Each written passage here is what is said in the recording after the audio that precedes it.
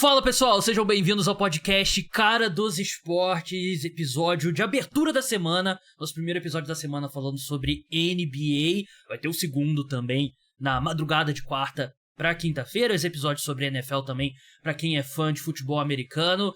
No programa de hoje, como sempre, a gente ataca os tópicos principais aí da NBA. E tem sido dois grandes tópicos, né, na liga, né? Talvez não dois, né, mas dois dos tópicos mais discutidos que a gente vai falar aqui no programa. James Harden, começo difícil com a camisa do Los Angeles Clippers, ele que conseguiu a primeira vitória recentemente, mas tem tido um começo difícil. E vamos falar também da má fase, péssima fase até diria, do Golden State Warriors. Tem sido bastante assunto Golden State Warriors aqui no podcast, porque desde que eu falei que eles eram um dos 5 melhores times da NBA, eles só perderam. É mais uma edição da Zica aqui, Gabriel Martins, do podcast Cara dos Esportes. No programa de hoje, temos uma convidada estreante aqui no programa, que nunca participou antes. E, assim, eu recebo muito esses caras que nunca pisaram numa quadra, né? Tipo, Leonardo Paglioni, do podcast Splash Brothers, Vitor Buratini, do Camisa 23, mas dessa vez eu estou com uma jogadora profissional, com passagem pela seleção brasileira, que jogou numa das universidades mais tradicionais do basquete universitário, obviamente, Kansas, simplesmente revelou Joel Embiid, Will Chamberlain, Andrew Wiggins e outros nomes, e trazer uma pessoa que realmente entende de basquete aqui nesse programa, Mariane Carvalho, jogadora do Unimed Campinas, ou Campinas Unimed, que é Unimed Campinas provavelmente, como eu falei, passagem pelo basquete europeu, pela seleção brasileira, e uma das melhores produtoras de conteúdo sobre basquete no Instagram e no TikTok atualmente. Quem não vê os vídeos dela tá perdendo, é @nani08 com 2 As, tanto no Instagram quanto no TikTok. Tem bastidores da vida de jogadora de basquete, tem análise dela também, tem vídeo sobre James Harden, por exemplo, que foi até o motivo pelo qual a convidei pro programa hoje. Teve análise também das finais da WNBA. Mariane, posso te chamar de Nani? Pode. Nani, seja bem-vinda ao podcast Cara dos Esportes. Obrigada, é um prazer estar aqui. Fico muito feliz que você viu meus vídeos, que meus vídeos chegaram até você. Estou muito feliz mesmo de estar aqui, que a gente possa ter uma conversa legal aí sobre NBA, sobre basquete feminino, sobre minha carreira, e acho que vai ser bem legal. Exatamente. É legal falar com uma pessoa que entende o dia a dia do basquete, que eu não estou lá dentro, né? Porque eu achei bem legal o vídeo que você postou sobre James Harden, né? Que, como eu falei, né? Foi um motivo que eu acabei, além de gostar muito dos seus vídeos, né? Eu achei que foi o clique, assim, pô, tem que convidar ela pra participar do podcast. Você postou um vídeo recentemente. Parecia que você ia defender o James Harden no começo, eu fiquei preocupado. Mas depois você, como fez uma análise bem crítica, né? Como acho que qualquer pessoa faria. James Harden foi pro Los Angeles Clippers, como todo mundo sabe, foi trocado, começou com 5 derrotas consecutivas, venceu na última partida, vai jogar contra o San Antonio Spurs depois da gente gravar esse podcast, então se acontecer alguma coisa muito diferente desse jogo, sabe, porque é por isso que a gente não falou. Mas é um cara que vem num momento muito conturbado, e eu acho que o ápice de tudo que é o James Harden, e eu achei que foi bem legal que você abordou no vídeo, é a declaração dele de se chamando o sistema. James Harden, ele não faz parte do sistema, ele é o sistema. Você, como jogadora, se coloque no lugar de um jogador do Los Angeles Clippers que escuta o cara chegando e dando uma declaração como essa. Você acha que é falta de, sei lá, o James Harden tá conectado com a realidade? Ou como você abordou no vídeo também, de ele ser um jogador mimado? Qual que é a falta de entendimento do James Harden, que parece que ele não consegue enxergar o momento da carreira que ele tá? Então, eu para fazer o vídeo, dei uma pesquisada na história do James Harden, quando ele foi pro Houston. O Houston praticamente deu o time na mão dele, tipo, ele fazia a programação, tipo, vamos jogar em Los Angeles. Ele é da Califórnia, né, então ele falava, não, a gente vai ficar um dia a mais. Isso são declarações, né, rumores, declarações de gente que trabalhava no Houston na época, que falava que, vamos ficar um dia a mais aí pro cara poder curtir. Isso eu vi na ESPN, sim, em várias fontes.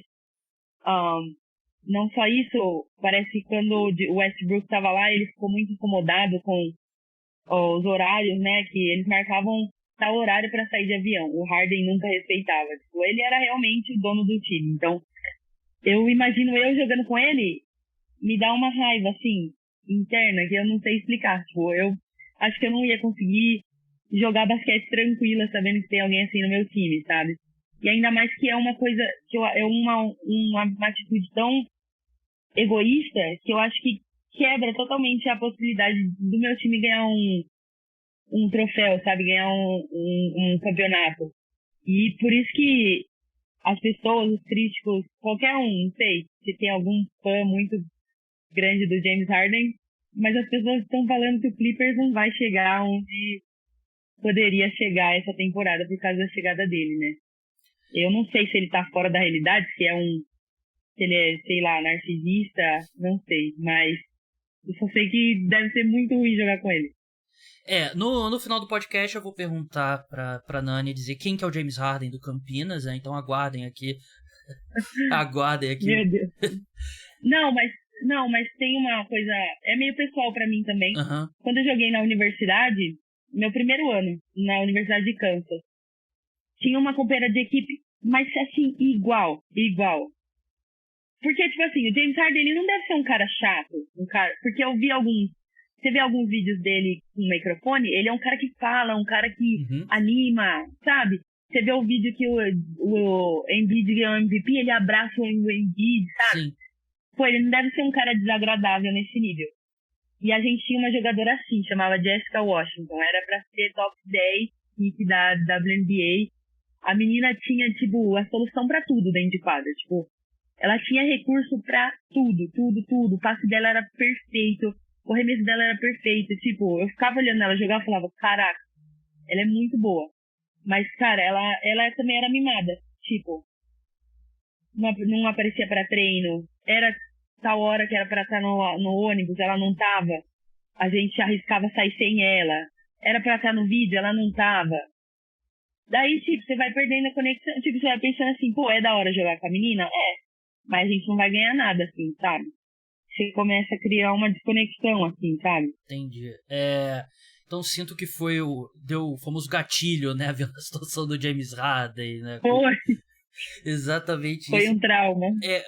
Pro pessoal que, assim, muita gente acompanhando a NBA há pouco tempo, né? Deu um boom muito grande no Brasil. O histórico do James Harden, ele foi draftado pelo Oklahoma City Thunder, né? Poucos anos separam ele do Kevin Durant e do Westbrook chegando no Oklahoma City Thunder, né? Ele começou como sexto homem, aquele cara ali a lá Manu Ginobili, né? Que é um sexto homem, mas é um cara muito importante do time, né? Vindo do banco ali e tal. Ele é trocado pro Houston Rockets, uma troca que foi péssima pro Oklahoma City Thunder, né? Ele não era ainda o Harden que ele era, mas ele eventualmente se tornaria. Como a Nani falou, né? Tudo construído ao redor do James Harden, né? Dentro e fora de quadra, né? Basicamente, o Houston Rockets era 4 caras ali assistindo o James Harden, espaçando a quadra, e ele batendo bola ali em cima do garrafão. Ele é um dos caras mais talentosos ofensivamente da NBA? Mas esse estilo de jogo de só assistir, a gente vê na NBA e não dá certo, né? Porque você precisa de mais do que isso, né? E aí traz o Chris Paul pra ajudar ele. Aí ele não quer mais jogar com o Chris Paul. Aí troca o Chris Paul pelo Westbrook. Aí ele não quer jogar com pivô pra ele ter um caminho mais livre pra cesta. Aí troca o Capela, manda ele pra Atlanta Hawks, né? Aí ele não quer mais jogar com o Westbrook, quer ser trocado, vai pro Brooklyn Nets. Aí no Brooklyn Nets eu acho que um ponto que foge um pouco do controle dele, que é a questão do Kyrie e a vacina, né? Que ele não podia jogar determinados jogos e O James Harden se irritou com isso, aí pede mais uma vez para ser trocado, vai pro Sixers, ele assina aquele contrato, teoricamente, que dá uma flexibilidade financeira maior ao Sixers, achando que ele conseguiria compensar no próximo contrato, o mercado completamente frio por ele exerce a opção dele de renovação automática e imediatamente pede para ser trocado do 76ers, né? Então, o terceiro pedido de troca dele, ele, na saída dele com os Rockets, ele sabotou completamente o time até conseguir o desejo dele. No 76ers, bem parecido, tanto que a troca acaba sendo um pouco menos do que a gente espera para um cara do nome do James Harden. Então tem todas essas coisas que contribuem. E agora a gente vê um time dos Clippers que não tem uma estrutura, né? Porque você já tinha um Westbrook, que agora vai pro banco, né? Que é um cara que precisa muito da bola. Você tem um Kawhi, você tem um Paul George. E eu falei isso no momento que a troca aconteceu, e eu repito aqui, e eu quero saber a sua opinião. O encaixe dele nesse time é muito ruim. Além de toda a questão fora de quadra, eu acho que em quadra ele não encaixa, né? E eu acho muito difícil esse time dos Clippers. Eu acho que esse time dos Clippers tem um risco real de, sei lá, ir pro play-in e ficar pelo caminho, ou quem sabe perder uma série ali na primeira rodada, porque eu não consigo ver uma versão desse time que vai brigar por alguma coisa. Eu concordo totalmente. Acho que a longo prazo não vejo o Clippers indo para um jogo 7 de uma semifinal com esse estilo de jogo, sabe? Acho que é um jogo fácil de descobrir como vai marcar, sabe? Acho que também vai ter muita disputa de ego ali, querendo ou não. Tipo, você tem 4 jogadores mais veteranos que precisam da bola. Uhum. E tudo bem, no último jogo a gente viu o Kawhi passando a bola pro James Harden, ele fazendo a cesta da vitória, e é lindo. Acho que alguns jogos vão ser lindos mesmo. Sim. Vão ser assim. Mas, a longo prazo, será que funciona isso? Eu acho que não vai. Eu também concordo, também não acho que vai funcionar, né? E tem aquela coisa também, né? No jogo de temporada regular na NBA pros playoffs é muito diferente hoje em dia, né? Temporada regular, você consegue algumas coisas que nos playoffs você vai enfrentar os caras várias vezes consecutivas. E assim, a gente nem tocou no ponto do James Harden. Eu detesto essa questão de rotular um jogador como pipoqueiro. Não, quem escuta o podcast sabe que eu detesto esse termo. O Harden é um dos poucos caras que eu aceito, porque ele tem um histórico. Assim, a gente poderia fazer um podcast inteiro aqui dos colapsos do Harden em playoffs, né? Com o Houston Rockets, o pessoal lembra muito aquele jogo que os Clippers perderam pros Rockets, que levaram uma vitória absurda, com o Corey Brewer arremessando um monte de bola de 3 e tal. O Harden tava no banco pra essa virada, né? Então o Harden não participou. E aí tem um monte de colapso, com os Sixers tem lesão, com os Nets tem lesão também. Então a gente nem tocou nesse ponto. E eu acho que é muito, assim, muito ele realmente joga mal em momentos difíceis, muito é azar, e muito é o estilo de jogo dele que não se adapta na pós-temporada, né? Tipo, provavelmente os times se preparam pra isso nos playoffs, né? Que nem você falou, a temporada regular é muito diferente dos playoffs, então acho que eles se preparam mais. Uhum. E, claro, pra ele ficar driblando, cara, ele é ótimo pra fazer o próprio arremesso, ele cria o próprio arremesso. Mas não é uma coisa que vai à longevidade, sabe? Que é uma coisa que dura muito, sabe? Uhum. Então acho que é isso que ele acaba perdendo nos playoffs. A longo prazo, realmente, o jogo dele não funciona. Concordo. Vamos avançar aqui na nossa pauta, né? Vamos falar do time quer dizer, o time que ela torce, que a Mariane torce, não o time que ela joga. Ela se autoproclamou Enzo quando a gente tava trocando mensagem antes que a gente tava marcando aqui a participação, a torcedora do Golden State Warriors. E a fase do Warriors não poderia estar pior, né? Foram 6 derrotas consecutivas, 7 nos últimos 8 jogos, e a única vitória foi contra o Detroit Pistons, meu time Detroit Pistons, e eu sei o quão ruim é a equipe para a qual eu torço. Meio que teve vários encaixes ali de coisas dando errado, né? Tipo, a suspensão do Draymond, o Curry machucou, mas voltou até um pouco mais rápido do que o esperado. Tem Klay Thompson numa fase que a gente até falou isso aqui já no podcast, né, sobre o declínio dele e tal. O Wiggins, que também jogou na Universidade de Kansas, né? Ele também é um Jayhawk, assim como a Marianne, que tá numa temporada muito ruim. Terceiro pior ataque da NBA em novembro. 17º melhor, assim, bem na meiuca ali, defensivamente. Como torcedora, Nani, o que você vê nesse time do Golden State Warriors? O que tá dando errado? Olha, como torcedora, um pouco triste ver eles perderem assim, né? 6 seguidos. Mas eu tô até otimista. Tô otimista. Como chutadora, eu vejo assim a má fase do Klay Thompson. Claro, depois da lesão ele nunca foi o mesmo. Tem toda uma questão também contratual que ele tá tendo agora. Saiu nas notícias que talvez ele não tá se encontrando ali com o Golden State no novo contrato. Mas eu acho que de chutador assim, eu acho que ele pode melhorar, ele pode, ainda no começo da temporada, ele pode melhorar assim durante a temporada. Acho que eu vi um podcast que estavam falando que teve outras temporadas que ele começou mal também. Sim. Que ele demora para pegar o ritmo e depois começa começa a ter mais confiança tal no arremesso dele. Mas acho que agora tem o Draymond Green difícil, né? Porque ele é um cara que, é praticamente o armador do time, faz ali o trabalho sujo.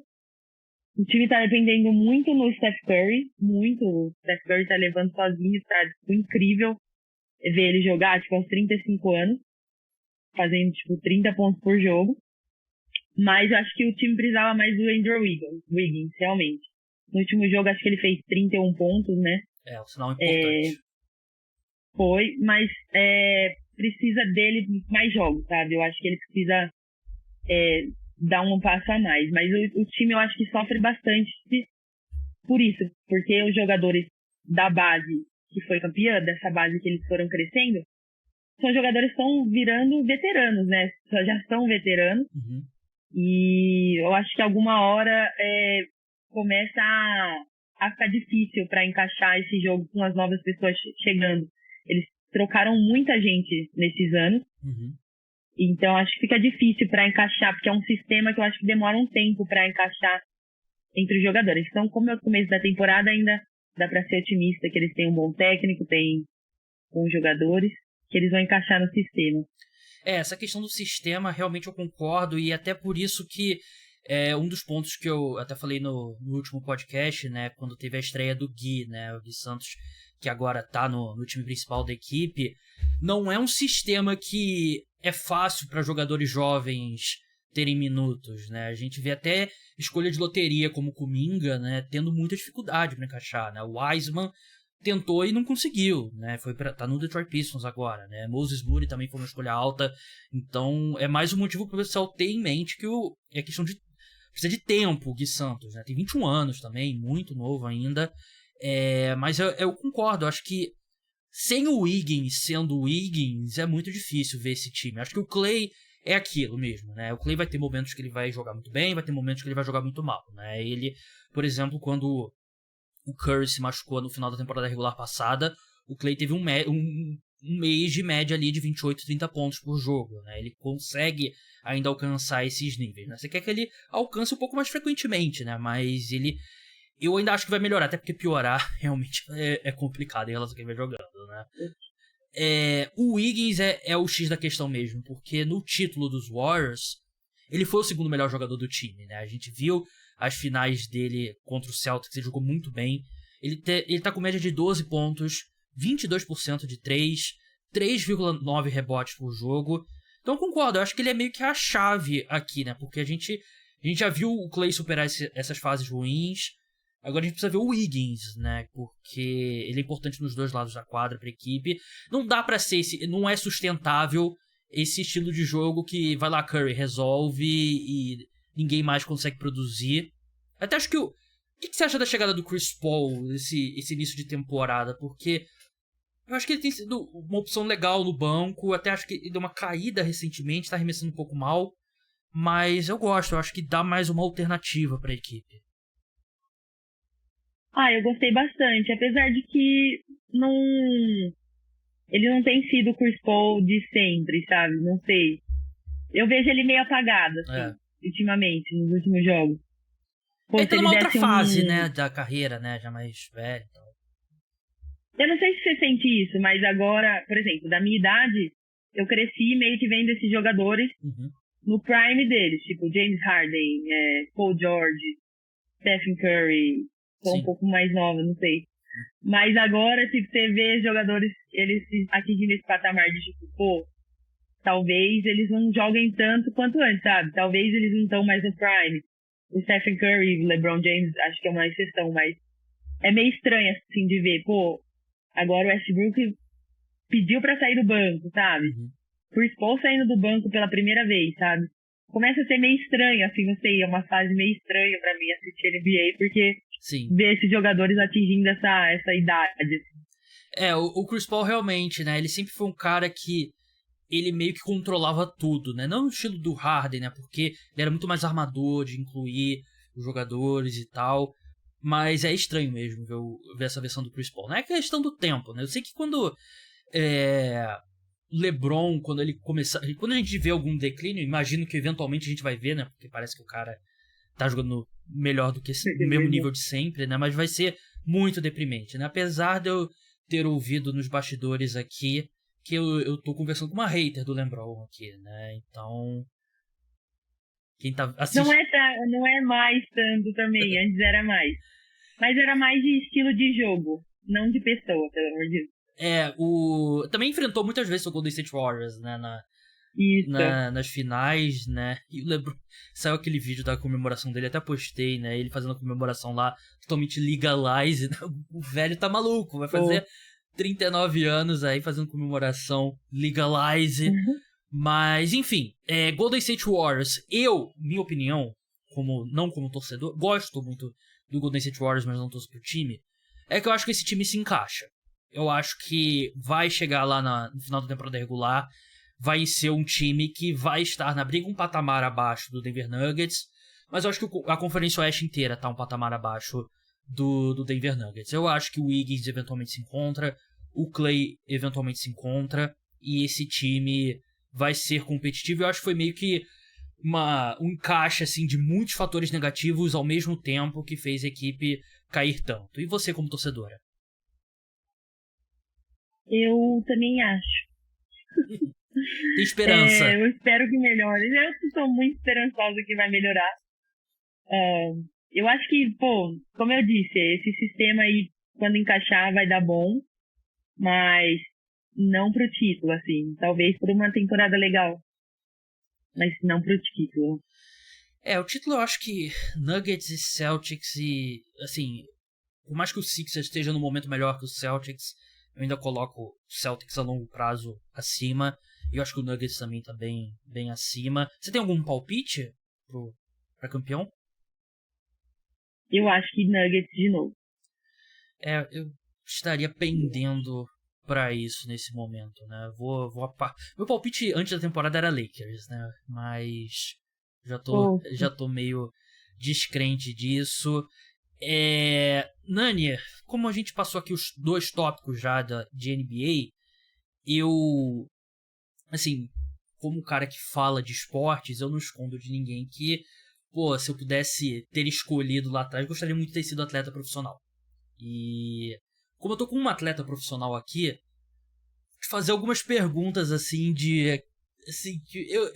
às vezes eu recebo de vez em quando entrevista e tal, assim, eu fico um pouco, sei lá, meio tímido de perguntar assim, aí o cara achar que eu sou pouco profissional, diria assim. Mas eu vou aproveitar aqui que você também além de ser atleta profissional, você é produtora de conteúdo, né? 2 produtores de conteúdo aqui no podcast.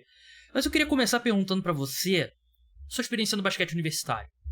Porque, assim, claro, tem as diferenças do basquete universitário feminino e masculino, se bem que o feminino é gigantesco nos Estados Unidos. Eu acho que as pessoas têm até aqui no Brasil, o pessoal não tem tanta noção, tamanho do basquete universitário, né? E a gente tem, por exemplo, a audiência da final do March Madness feminino foi absurda, né? Aquele jogo LSU e eu não lembro agora a outra universidade que tem uma jogadora também muito famosa. Iowa. Isso, Iowa. Qual que é o nome É a Caitlyn alguma coisa. Caitlin Clark. Isso. Caitlin Clark. E ela, pô, é uma das jogadoras. Ela é uma das atletas mais populares nos Estados Unidos, né? Basquete universitário realmente é muito grande. E você começou no Junior College, né?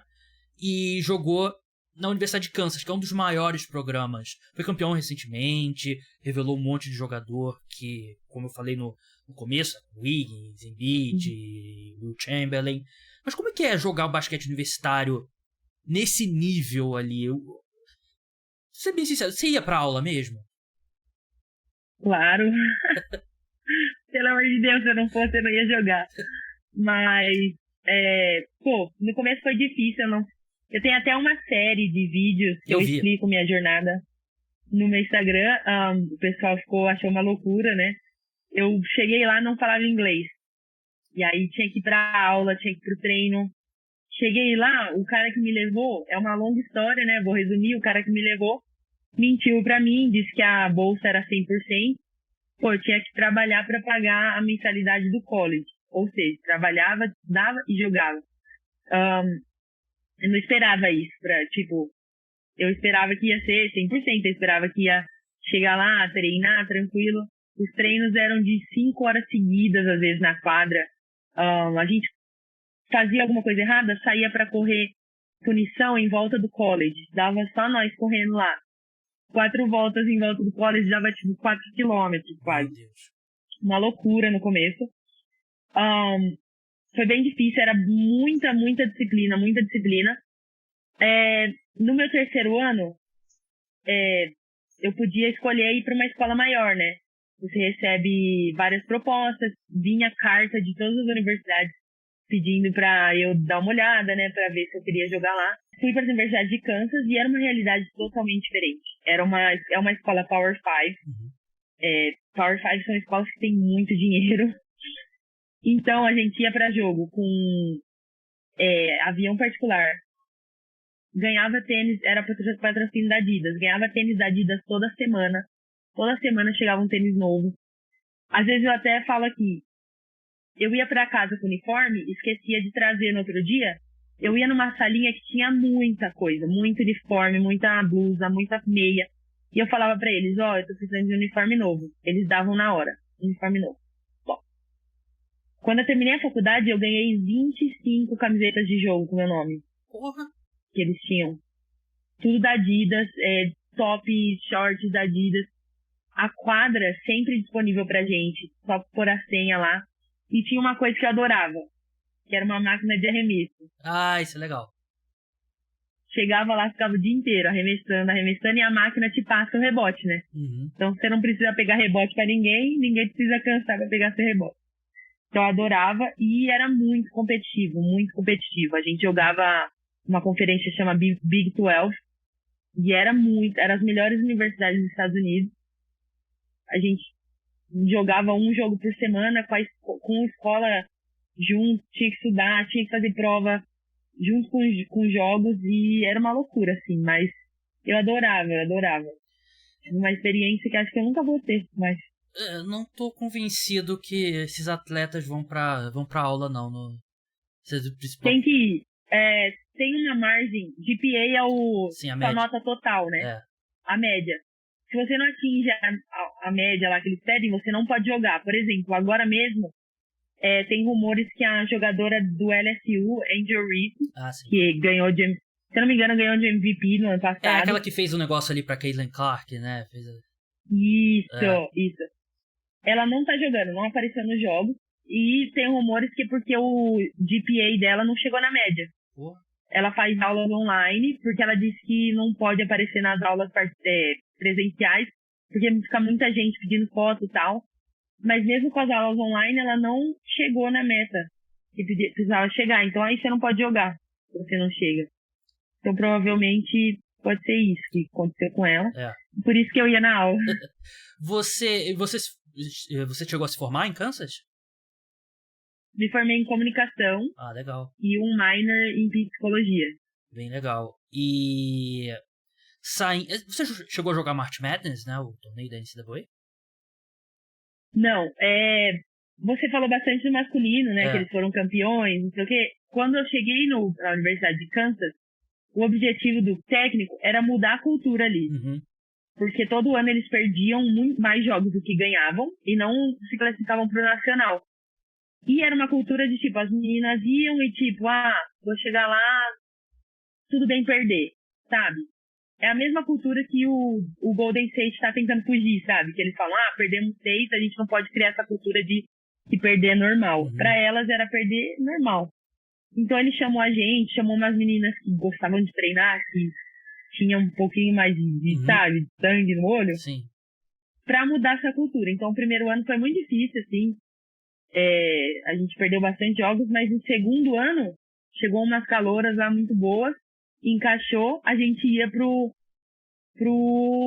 NIT, que é um torneio post-season, mas aí teve Covid, aí... pegou o período. Então você mas no ano seguinte elas conseguiram. Uhum. Foram pro March Madness. Pegou um período de transição ali, né, do programa, né? Realmente, o masculino é um dos principais. Você é contemporânea de algum jogador que o pessoal conhece da NBA atualmente? Quando eu tava lá, jogava o Christian Brown, que jogou no Denver Nuggets agora. Um que veio do banco, fez várias bandejas. O Ochai Abadi, que tá no Utah Jazz. Cavaliers. Não, no Utah Jazz. Ele foi trocado, eu acho. Vou confirmar aqui, mas eu acho que ele tá... Tenho quase certeza que ele tá no Utah Jazz. Ele jogava, e ele tem uma história muito legal, porque ele chegou e o técnico colocou ele como red shirt, sabe? Uhum. Ou seja, ele não ia jogar por um ano. E aí aconteceu que eles começaram a perder vários jogos, e aí ele falou, cara, meu melhor jogador é o cara que tá no red shirt. Ele começou a jogar, tipo, foi fantástico, assim, ele fazia muita cesta, ele fazia umas jogadas muito da hora, e acho que no segundo, terceiro ano dele ele já foi draftado. Foi bem legal. Eu gostava dele no draft, ele tá no Utah Jazz mesmo, ele tava na troca, uma das muitas trocas que o Utah Jazz fez, ele tava, com a do Donovan Mitchell, né, que foi a troca que ele tava, eu gostava bastante dele. Pós-basquete universitário, né, você fez um caminho que muitas jogadoras fazem, né, você passou pelo basquete europeu, né, e qual foi a sua linha do tempo, assim? Eu sei que você jogou na Espanha, Belarus também. Eu terminei a faculdade no ano do Covid. Não tinha muita certeza se ia continuar a jogar, porque lá eles te dão a oportunidade de ficar e ser técnico. E lá tem muita oportunidade para isso. E aí eu fiquei pensando, será que eu fico aqui? Será que eu vou? E resolvi voltar pro Brasil para jogar uma temporada no Brasil. Joguei até, acho que um ano no Brasil. E fui jogar na Bielorrússia, que é muito longe e muito frio. Imagina. Mas tive a oportunidade de jogar a Eurocopa, que é um campeonato, o segundo maior, né, antes da Euroliga. E foi muito da hora, muito da hora. A gente não chegou nos playoffs, mas foi um campeonato muito legal de se jogar. Joguei contra as meninas que jogam WNBA e tal. Voltei pro Brasil e joguei no Brasil de novo, mais uma temporada, e fui pra Espanha. Aí na Espanha comecei a jogar, tava bem, comecei a sentir uma dor nas costas e descobri que eu tinha que fazer uma cirurgia nas costas.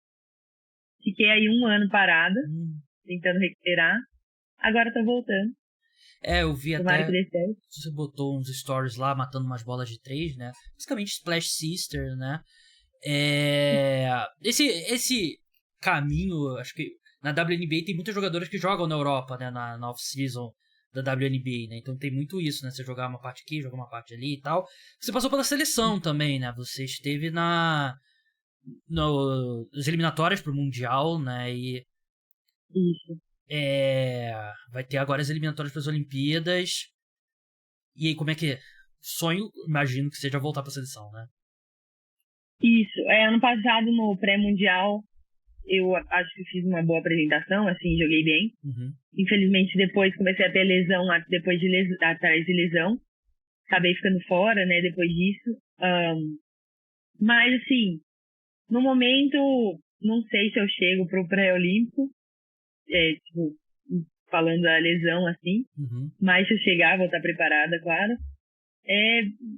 Quero voltar, mas quero mais conseguir ficar bem, sabe? Sim. Na minha lesão. é uma lesão que foi complicada quando você lesiona as costas, né? Porque é meio que a meio do seu corpo, então tudo Sim. tá envolvido. Tô tendo que aprender a voltar dessa lesão. Por isso que eu sempre defendo o Klay Thompson. Porque, voltou de lesão, é chutador. Sim. Eu tô com ele. Vocês, mesma posição, inclusive, né? Você joga como ala, né? Isso. Então, é que o pessoal que tá ouvindo o podcast não sabe que pessoas como a Mariane, como eu, atletas, assim, é difícil, né? Voltar de lesão.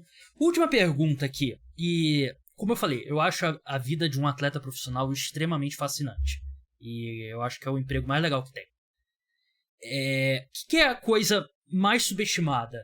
Assim, que as pessoas não se tocam da vida de um atleta profissional, assim, uma coisa que é uma parte importante da sua vida, assim, no dia a dia, não necessariamente uma coisa muito profunda, precisa usar o seu diploma, sua minor em psicologia aqui pra fazer uma análise muito profunda, mas assim, uma coisa que as pessoas não entendem sobre a vida do atleta profissional. Uma coisa, talvez eu tenha que ir um pouco profunda mesmo. Uhum. Eu não sei se eu vou responder essa pergunta, mas uma coisa que eu tenho aprendido, assim, que é muito diferente de quem não joga, de quem não é atleta profissional. Ou de quem não é atleta, porque acho que até amador passa por isso. De que, tipo, eu faço isso todo dia, eu jogo basquete todo dia. Geralmente, tipo, a minha performance diz muito sobre quem eu sou, sabe? E aí acaba que a minha personalidade, a minha identidade fica no basquete.